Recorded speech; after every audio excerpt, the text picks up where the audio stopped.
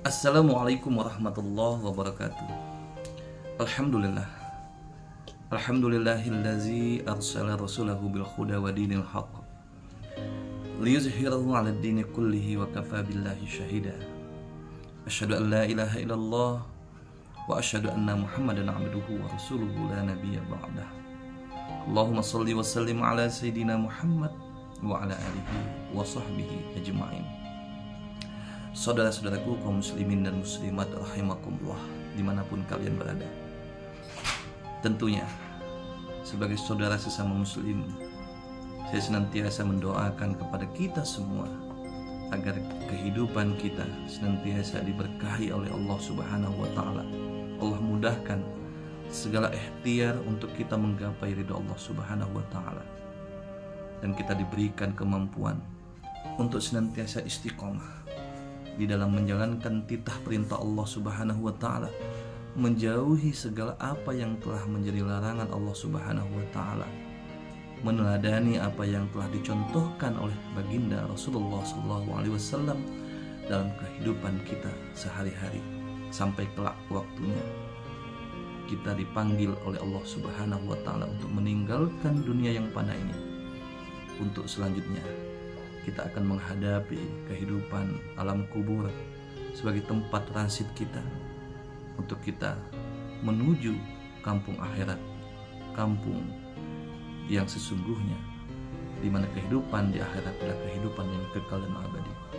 Mudah-mudahan ketika kita istiqomah di dalam menjalankan segala titah perintah Allah Subhanahu wa taala, Allah akan matikan kita dalam keadaan terbaik, dalam keadaan husnul khatimah, dalam keadaan taat dan tobat kepadanya sehingga Allah ridho kepada kita. Amin Allahumma ya rabbal alamin. Saudaraku kaum muslimin dan muslimat rahimakumullah, pesan saya selanjutnya sebagai umat Rasulullah SAW, mari kita senantiasa membaca sholawat, mengirimkan sholawat kepada baginda Rasulullah SAW. Jangan pernah kita melewatkan hari-hari kita tanpa kita melantunkan sholawat kepada junjungan kita, Nabi Agung, Nabi akhirul zaman, Nabi Muhammad SAW, dan berusaha untuk kita melaksanakan apa yang telah menjadi sunnah yang telah dicontohkan oleh baginda Nabi besar Muhammad SAW dalam kehidupan kita sehari-hari. Mudah-mudahan dengan cara demikian kelak baginda Rasulullah berkenan untuk memberikan syafaatnya kepada kita di yaumil akhir nanti. Dalam kesempatan yang berbahagia ini, saya ingin menyampaikan firman Allah Subhanahu wa taala di dalam surat An-Nahl, surat ke-16 ayat 125, di mana Allah Subhanahu wa taala berfirman, A'udzubillahi minasyaitonirrajim. Bismillahirrahmanirrahim. Ud'u ila sabili rabbika bil hikmati wal mau'izatil hasanah wajadilhum billati hiya ahsan. Inna rabbaka huwa a'lamu biman dhalla an sabilihi wa huwa a'lamu bil muhtadin. Shadaqallahul azim. Suruhlah manusia kepada jalan Tuhanmu dengan hikmah dan pengajaran yang baik, dan berdebatlah dengan mereka dengan cara yang baik.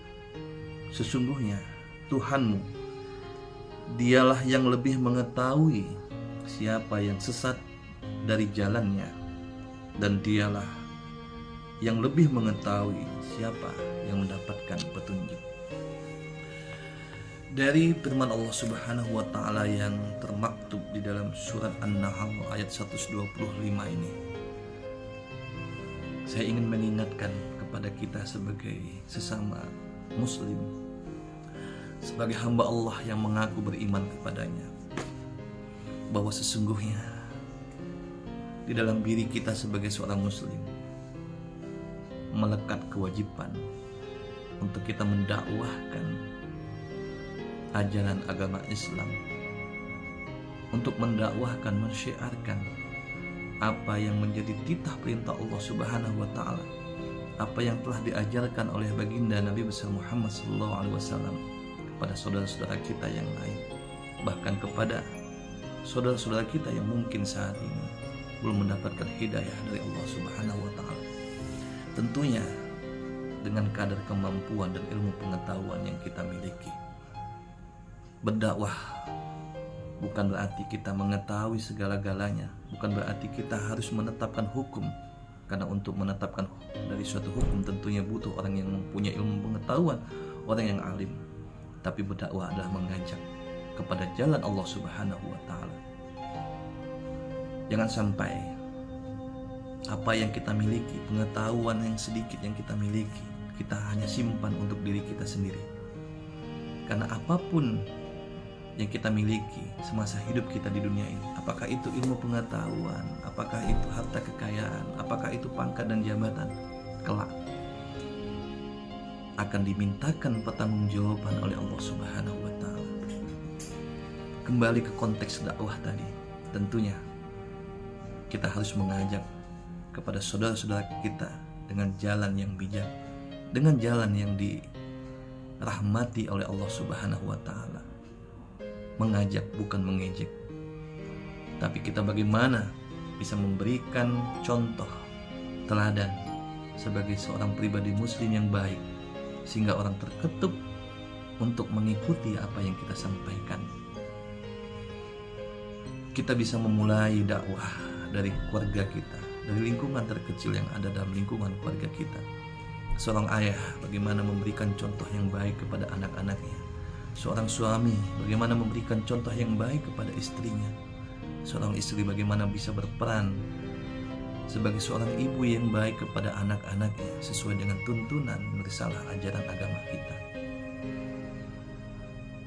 Kepada lingkungan masyarakat, kita bisa berdakwah dengan cara ketika kita diberikan harta yang berlebih, sementara tetangga kita yang mungkin berada dalam garis kemiskinan, yang tak mampu untuk memenuhi kebutuhan, maka dakwah yang terbaik ialah dengan kita mengulurkan bantuan, memberikan infak sedekah kita kepadanya, sehingga mereka akan tertarik untuk menjadikan Islam sebagai satu-satunya referensi dalam kehidupan kita, karena dia melihat contoh yang nyata sebagai pribadi muslim yang mempunyai tenggang rasa, tepo seliro, mempunyai kepedulian, yang tentunya semua ini adalah nilai-nilai yang tercermin dari seorang muslim yang benar-benar mampu untuk memahami ajaran Islam ini dengan baik. Saudara-saudaraku kaum muslimin dan muslimat rahimakumullah, jangan pernah kita berhenti dan jangan pernah kita merasa malu ketika kita mensyiarkan berdakwah di jalan Allah Subhanahu wa taala. Karena sesungguhnya apa yang kita lakukan insya Allah akan senantiasa mendapatkan ridho Allah Subhanahu wa taala. Tentunya apabila semuanya kita niatkan hanya semata-mata untuk kita mencari keridhaan Allah Subhanahu wa taala. Demikian saudara-saudaraku yang dapat saya sampaikan dalam kesempatan yang berbahagia di pagi hari ini.